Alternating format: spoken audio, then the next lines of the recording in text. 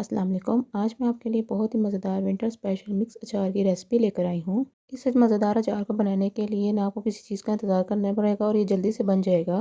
یہ مکس اچار اتنا مزیدار اور جھٹپٹ بن کر تیار ہوگا کہ جب آپ اس کو ایک بار بنائیں گے نا تو آپ بازار سے لانا بھول جائیں گے۔ اس اچار میں جن چیزوں کا استعمال ہوگا وہ عموماً ہمارے گھر میں موجود ہوتی ہیں۔ تو بنا ٹائم ویسٹ کیے اس مزیدار مکس اچار کو بنانا شروع کرتے ہیں۔ بسم اللہ الرحمن الرحیم۔ اس مزیدار مکس اچار کو بنانے کے لیے بول میں ایک عدد کٹی ہوئی گاجر ڈالیں گے۔ گاجر کی کٹائی آپ نے بالکل اسی طرح سے کرنی ہے جیسا کہ آپ ویڈیو میں دیکھ رہے ہیں۔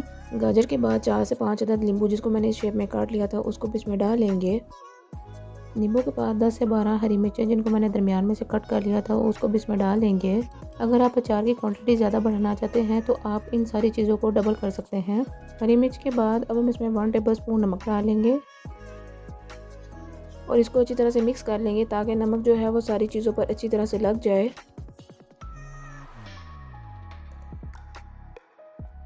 نمک لگا لینے کے بعد اب ہم اس کو 10 منٹ کے لیے کور کر کے اسی کنڈیشن میں چھوڑ دیں گے۔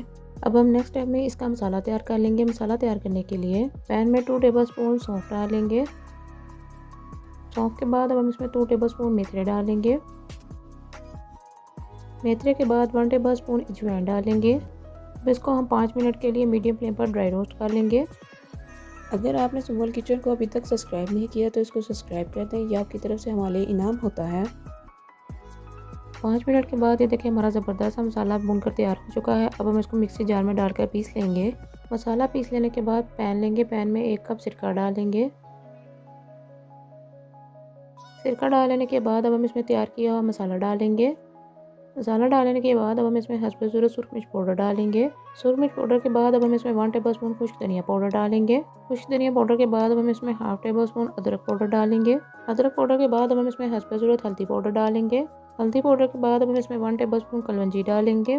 کلونجی ڈالنے کے بعد ہم اس کو اچھی طرح سے مکس کر لیں گے۔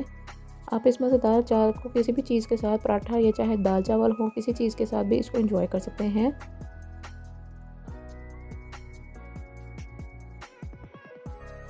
مکس ہو جانے کے بعد جو ہم مکس سبزیوں پر نمک لگا کر رکھا تھا اس کو بھی اس میں ڈال لیں گے۔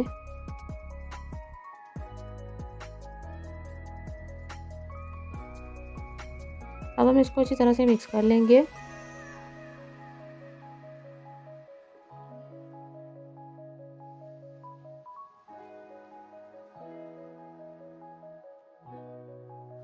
مکس ہو جانے کے بعد ہم اس میں ½ کپ سرسوں کا تیل ڈالیں گے۔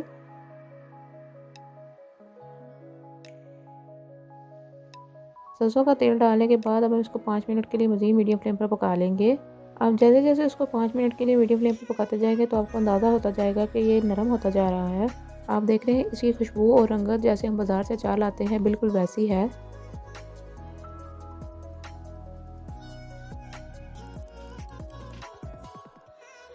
5 منٹ کے بعد یہ دیکھیں ہمارا مزیدار سا اور زبردست سا مکس اچار بن کر تیار ہو چکا ہے۔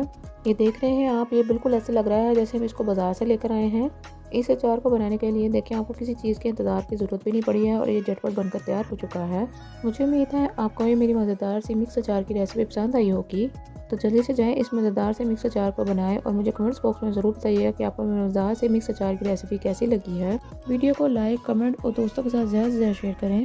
چلیے جی ٹھیک ہے، آپ نے اپنا خیال رکھنا ہے اور مجھے دعا میں یاد رکھنا ہے۔ ملتے ہیں انشاءاللہ اگلی ویڈیو میں اسی طرح کی مزیدار سان سی ریسپی کے ساتھ۔ اللہ حافظ۔